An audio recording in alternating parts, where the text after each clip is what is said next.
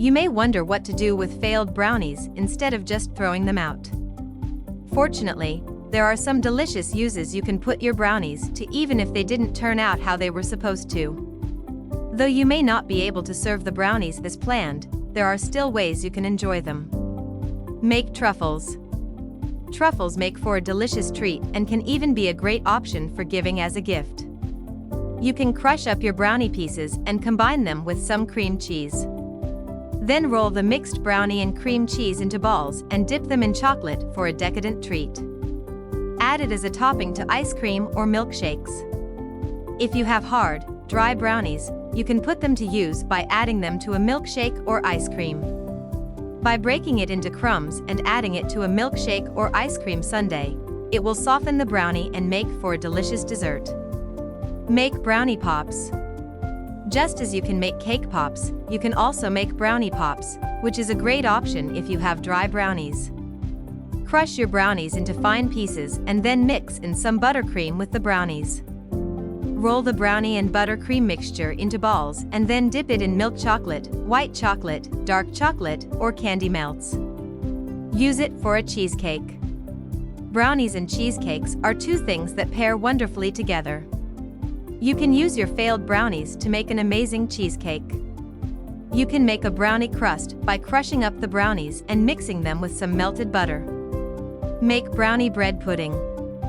For this recipe, combine a mixture of eggs, sugar, cream, and milk to make a custard mixture.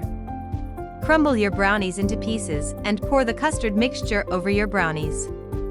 After letting the mixture soak for half an hour, bake it in the oven for 35 to 40 minutes at 350 degrees Fahrenheit.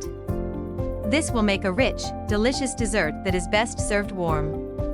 Don't overmix your ingredients.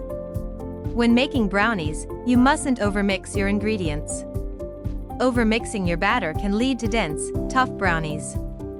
One of the best ways to prevent this is to mix your brownies by hand instead of using a mixer. Use high-quality chocolate.